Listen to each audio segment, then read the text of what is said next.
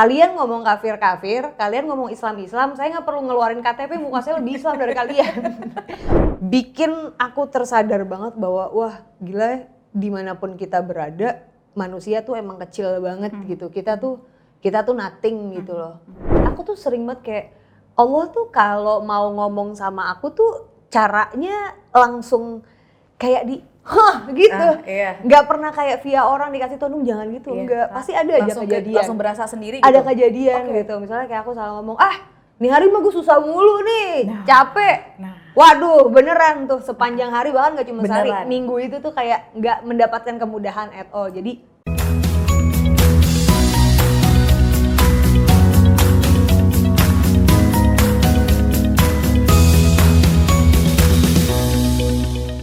Bismillahirrahmanirrahim. Assalamualaikum warahmatullahi wabarakatuh. Apa kabar sahabat? Semoga selalu dalam keadaan sehat dan selalu dalam lindungan Allah Subhanahu wa taala. Amin ya rabbal alamin.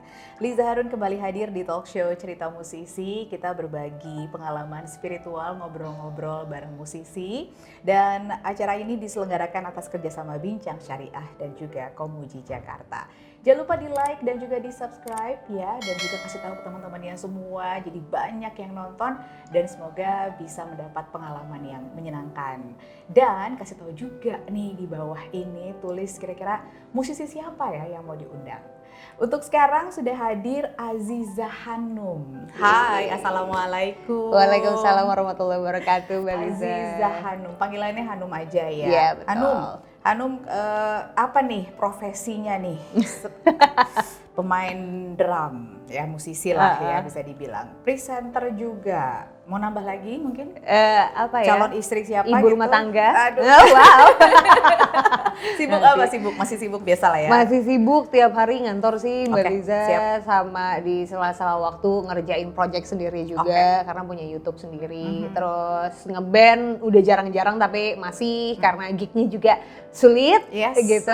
Tapi masih tetap usahain ada main-main aja terus. Musisi, dibilang musisi punya embel-embel musisi. Dari kapan ya, Hanum? Dari tahun berapa nih?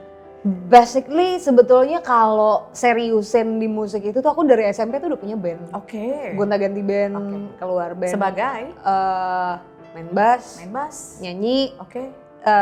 Ngedrum tuh kayak cuman iseng-iseng doang gitu. Nah dapat kesempatan untuk ngeband yang ngedrum itu sekarang, karena biasanya di band-band manapun pasti disuruhnya tuh nyanyi gitu.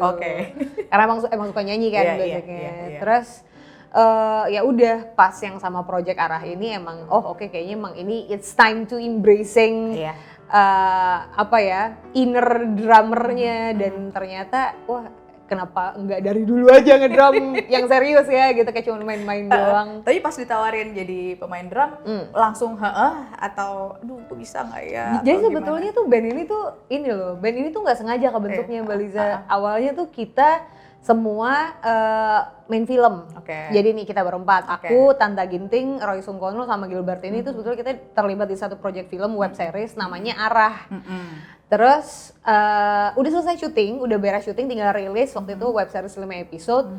Ada satu dan lain hal yang bikin si web series Arah ini bukan kurang greget, belum bisa rilis. Belum bisa rilis, jadi ke hold dulu rilisnya. Nah, Angga Dwi Masa Songko, Visinema kayak ngomong, lah sambil nunggu filmnya rilis, bandnya dulu aja lah rilis duluan, gitu. Tiba-tiba aja gitu. Randomly out of nowhere kayak, enggak gimana sih? Iya udah nggak apa-apa rilisnya. Terus kita kan kayak, iya juga sih, kenapa enggak gitu kan? Ya udah akhirnya dirilis duluan bandnya, pecah alhamdulillahnya. Gitu. It's siapa nih? Band apa nih? Gitu. Drummernya cewek nih. Gitu. Dan akhirnya sambutannya juga alhamdulillah banget bagus. Kita lanjut jalan. Ya dapat beberapa alhamdulillah cukup dapat banyak project juga, soundtrack, terus juga kita sempat bikin lagu untuk turnamen PMPL-nya PUBG. Jadi dipercaya di banyak project dan akhirnya ternyata Arah sambutannya bagus ya udah kita lanjutin aja. Wah, ini kayaknya ke arah yang bener nih. Arahnya udah bener nih, bener. Lanjut nih gitu ya. Nah, biasalah ya kita kan netizen kita kan cepet banget gitu ngejudge, gampang banget ya. Ada drummer cewek nih gitu. Biasanya kalau band itu isinya cewek-cewek semua, lebih diterima gitu kayaknya. Cewek-cewek semua dibanding kalau ada cewek satu gitu jadi drummer.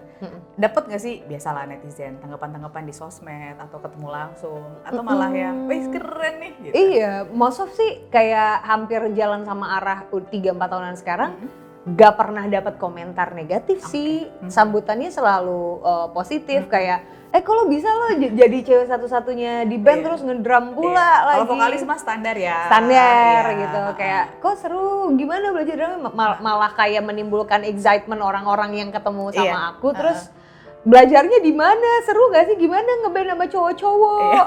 Tertib gak sih? Atau jadi mereka kayak penasaran sendiri gitu dan nganggep kalau wow, that's cool gitu. Keren gitu ya. Iya. Tapi emang belajarnya dari mana sih, Hanum? Otodidak sih. Otodidak video gitu. Ya suka. Aku tuh biasa banget dari dulu kalau dengerin musik pasti fokusnya ke drum and bass gitu. Emang suka sama beat. Emang kawin banget sih mereka emang berdua. Iya, jadi common-nya tuh sama beat gitu. Dari dulu tuh selalu ngedengerin itu beat. Orang kalau dengerin melodi, dengerin vokal. Aku tuh dengerinnya tuh beatnya di mana sih mainnya. Gitu. Jadi kayak ngebacanya tuh beat gitu. Terus pas karena nggak pernah ngedrum serius, pas buat film itu awal tuh sempet kayak manggil guru gitu. Si produsernya tuh kayak coba dong kasih tahu gitu kayak yang benar mukulnya kayak gimana gitu. Tapi sebetulnya karena basicnya aku udah bisa, jadi cuman kayak tinggal moles-moles doang. Gayung bersambut, nggak lama dari situ kenalan sama drummer yang sekarang jadi pacarku gitu. Jadi kayak mau bisa drum pacaran sama drummer gitu. Salah satu tips tuh ya, salah satu tips termudah. Bener. Yang penting cari nyamannya gimana Ci.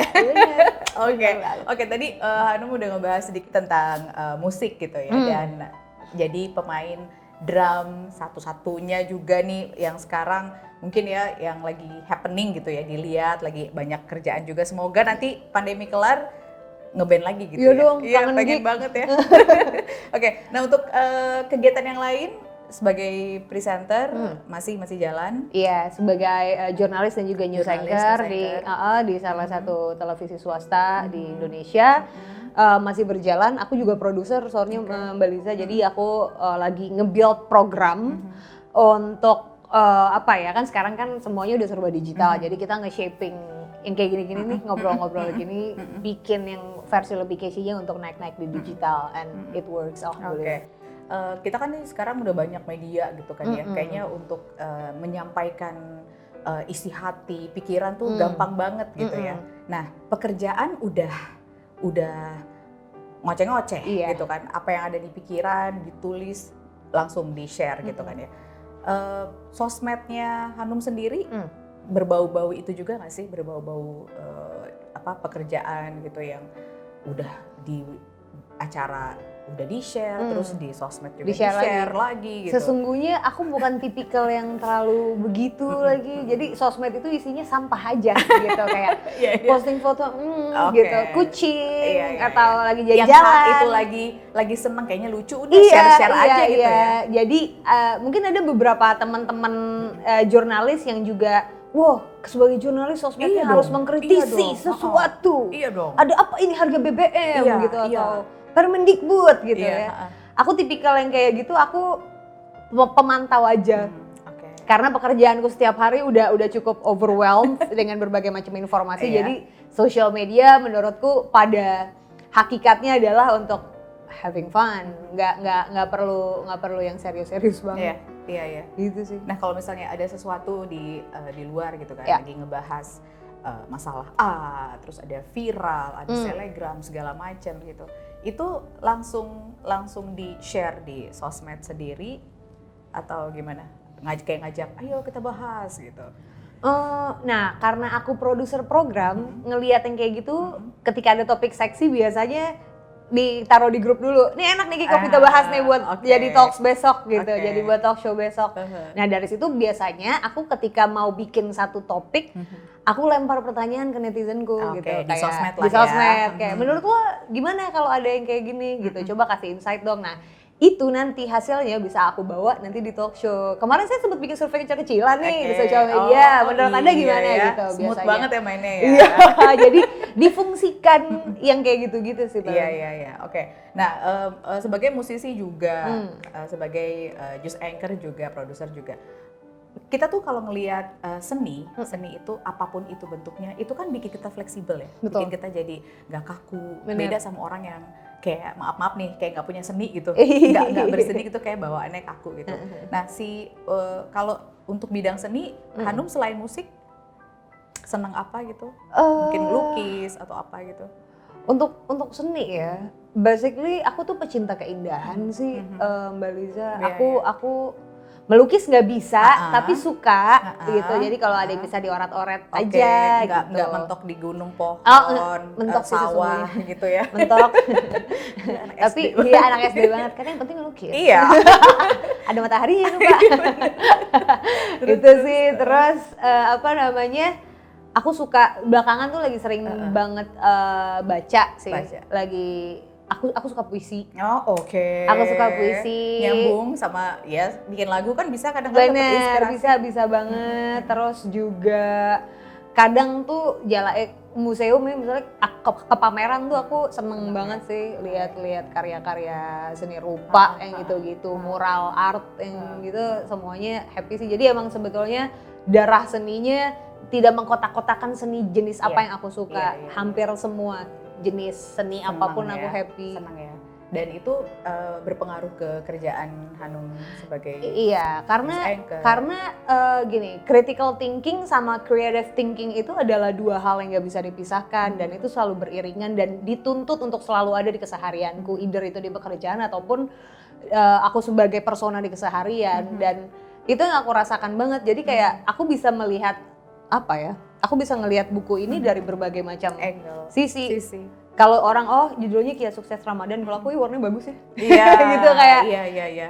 Pucet tapi dia naruh warna merah di situ kayak something like that gitu. Dan itu bisa dijadiin cerita gitu ya. Kadang orang suka susah melihat hal yang sederhana ya. Betul banget. Karena udah terlalu rumit. Jadi terlalu rumit. Ini kisah tentang ini, padahal dari luarnya gitu sederhana. Betul banget. Jadi kayak sesimpel hal-hal kecil yang ada di sekitar kita tuh bisa kita lihat dengan berbagai macam sisi yang berbeda. Dan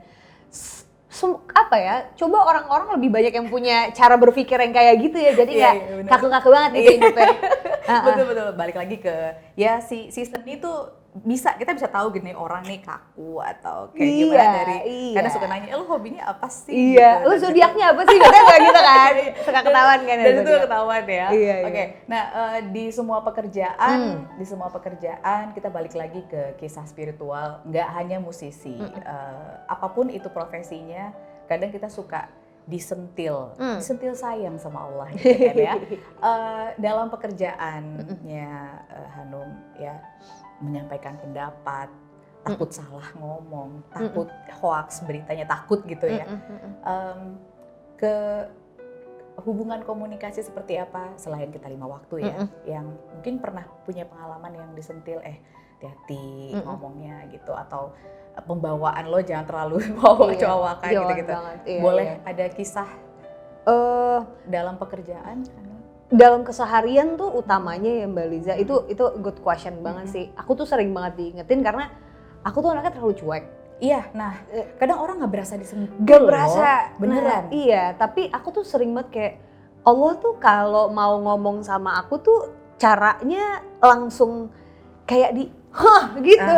Nggak pernah kayak via orang dikasih tau, jangan gitu, enggak. Pasti ada aja kejadian. Langsung berasa sendiri gitu? Ada kejadian gitu, misalnya kayak aku salah ngomong, nih hari mah gue susah mulu nih, capek. Waduh, beneran tuh sepanjang hari, bahkan gak cuma sehari, minggu itu tuh kayak gak mendapatkan kemudahan at all. Jadi mulutmu harimaumu, hati-hati kalau ngomong itu tuh selalu kejadian sama aku. Makanya aku kayak, ya Allah kudu gak boleh loncar-loncar banget gitu mulut kalau ngomong. Terus pernah ada satu kejadian yang bikin aku tersadar banget bahwa wah gila, dimanapun kita berada, manusia tuh emang kecil banget gitu. Kita tuh nothing gitu loh. Waktu itu aku ada peliputan salah satu penugasan dari, aku masih di TV yang lama. Penugasan waktu itu 4/11 kalau misalnya masih ingat, lagi panas-panasnya kan isu rasial dan agama yang terjadi di DKI Jakarta khususnya. Demo besar-besaran, waktu itu aku lagi bertugas untuk live report. Aku lagi on cam di depan kamera, lagi ditanya sama news anchor-nya, rekanku dari studio. Kameramenku ngadep ke aku di depannya gini. Pas lagi ngomong, awalnya di situ masa banyak banget kan, berbagai macam orang ada di situ. Aksinya masih aksi damai. Ketika aku lagi on cam, tiba-tiba dari belakang ada yang ngelempar bambu runcing sama botol aqua, jatuhnya persis banget di sebelah kameramenku. Kameramenku nggak tahu karena dia lagi konser. Nggak lihat ya. Iya, kamu yang lihat ya. Betul, aku kayak aku terpaku di depan kamera. Kalau misalnya mau dicari di videonya di YouTube masih ada waktu itu 4/11. Aku langsung melaporkan kayak aku ngomong ke news anchor-nya dan saya bisa laporkan saat ini di situasinya di sekitar saya baru saja ada kerusuhan yang pecah. Saya akan melaporkan kembali kepada Anda, namun saya memastikan kondisi saya dan juga rekan-rekan tim peliputan saya aman terlebih dahulu. Kembali ke studio. Jeger, langsung di take over. Itu udah rusuh serusuh-rusuhnya. Kameramenku udah disenggol sama orang kayak apaan tau. Aku narik dia, aku bawa kamera, dia bawa tripod dan mesin buat live. Kita lari sekencang mungkin, itu isinya 2 orang semua dan gas air mata. Jadi aku nangis-nangis karena gas air mata nggak bisa ngelihat. Udah pokoknya jalan lurus aja ngejauhin kerumunan itu. Sampai ke depan, aku dihadapkan sama sekelompok orang. Sebelumnya jadi lariku itu jadi semakin lambat karena kameramenku jatuh keguling. Jadi kita harus ngangkutin alat, aku bantuin dia bangun dan kita berdua doang. Pas sampai depan aku dikerubungin sama sekelompok orang. Mereka mungkin bentukan rambutku kan pendek. Mereka menjudgeku kayak ini TV teroris nih, TV-nya kafir nih, yang gitu-gituin lah. Terus aku cuman kayak diam, jangan ngejelek-jelekin umat Islam, ngomong kayak gini ya. Aku udah ditunjuk-tunjuk gitu, mataku masih nggak bisa melek gitu kan. Terus aku sempat ditarik, ada satu orang, ada videonya juga kalau mau lihat. Aku sempat ditarik sama satu orang, mungkin dari rombongan yang berbeda tapi masih orang-orang itu juga. Dia ngasih aku air untuk aku cuci mata, untuk aku minum. Mbak minum dulu, Mbak, cuci mata dulu. Ada yang bantuin. Ketika aku lagi dirundung sama sekelompok orang itu gitu. Terus aku cuman baca-baca, ya Allah lindungin aku sama timku, yang penting kita bisa keluar dari sini. Pas aku melek, aku ngeliat tuh wajah itu orang-orang yang lagi pada ngerundung aku dan timku, ini kafir nih segala macam. Terus aku cuma bilang kayak gini sama mereka, kalian ngomong kafir, kalian ngomong Islam, saya nggak perlu ngeluarin KTP, muka saya lebih Islam dari kalian. Muka kayak gini. udah kelihatan iya, gitu ya. Iya, jadi kayak siapa yang bisa menggolongkan kita kafir atau bukan gitu. Betul. Mungkin kalau pada saat itu pertolongan itu orang tadi siapa itu, aku nggak tahu aku nasibnya gimana gitu. Itu pertolongan Allah yang nggak tahu itu dari mana orang, karena abis itu aku cari lagi orang udah nggak ada. Tapi sempat kerekam di kamera dan aku kayak sampai sekarang masih nyari. Mungkin kalau nonton tayangan ini aku cuma mau bilang terima kasih banyak. Semoga Allah selalu melindungi langkah Bapak dimanapun berada, dan jangan sampai kita dipertemukan di momen seperti itu lagi ya Pak. Ketemunya di momen yang lebih membahagiakan di masjid atau di majelis taklim gitu misalnya. Luar biasa ya. Iya. Aku tuh kebayang ya, Hanum dengan situasi kayak gitu. Cerita ke keluarga, ke teman gitu. Ada nggak sih omongan yang tiba-tiba udah deh nggak usah kerja lagi kayak gitu, gitu. Ada nggak sih atau mereka malah yang enggak sih, mamaku terutama. Mamaku itu kan kayak aku percaya aku masih ada sejauh ini sampai hari ini, detik ini duduk sama Mbak Lida itu semua karena doa mamaku gitu. Doa mamaku tuh udah paling nomor 1. Tiap aku keluar rumah, aku pulang rumah, doanya dia yang selalu berkumandang gitu, kayak bersyukurlah ya, bersyukur masih punya ladang pahala. Iya, benar banget. Jadi kayak itu kuping jangan musik mulu, doa dulu sebelum keluar. Karena aku pasti pakai headset kalau keluar kan gitu. Doa jangan ini gitu kan. Terus mamaku tuh cuma bilang abis kejadian itu, Num, kemanapun Anum pergi, langkah sejauh apapun Anum mau jalan, ingat Allah ada di situ gitu. Jadi aku ngerasa aku mau berbuat aneh-aneh, aku mau berbuat hal buruk, ya ada yang ngawasin gitu. Jadi aku punya rem sendiri untuk tahu kontrol diriku sampai sendiri. sejauh apa gitu. Itu yang aku ingat, aku pegang banget sampai sekarang. Apapun itu profesinya, Apapun itu, betul banget. Yang contoh seperti musisi yang kita lihat di luar tuh hingar-bingar, aduh ini kayaknya inget juga, sholat juga kayaknya nggak inget juga mungkin gitu. Terus pekerjaan apapun yang tampil, dilihat gitu, jadi kayaknya ini mah pasti nggak mikirin akhirat gitu ya. Ternyata tuh Hanum pernah mengalami masa-masa yang dan tiba-tiba ada bantuan dari Allah. Betul. Gitu ya. Kejadian juga aku baru ingat. Jadi ada salah satu, aku pernah manggung waktu itu di Jogja. Mamaku udah ngingetin, kayak sebelum manggung tuh aku selalu nelfon, Ma doain ya Ma mau manggung gitu. Iya, bismillah aja, lupa sholat gitu. Abis diomongin jangan lupa sholat, LO-nya dateng gitu. Bayu Mbak ke backstage gitu. Oke, udah mau siap-siap nih. Udah mau siap-siap nih, padahal mukanya udah dipegang gitu. Terus kayak ya udah deh taruh dulu, naik dulu manggung, habis manggung aja sholatnya kan. Apa yang terjadi? Apa yang terjadi? Sticknya jatuh. Aduh, tapi masih untung. Tapi masih untung Hanumnya sadar ya. Ada orang yang nggak sadar. Ini bawaan lupa misalnya atau apa gitu kan. Iya, pasti kejadian tuh ada aja. Ada aja ya.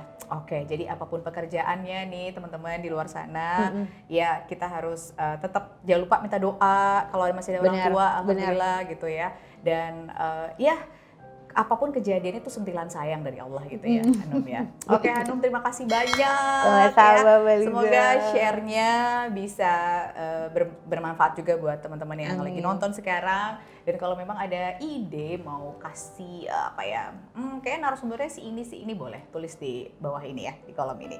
Terima kasih untuk Kementerian Agama yang sudah mendukung acara ini. Sekali lagi terima kasih Hanum, sukses terus. Terima kasih teman-teman yang sudah membantu hari ini. Sampai ketemu di episode berikutnya. Assalamualaikum warahmatullahi wabarakatuh. Liza pamit.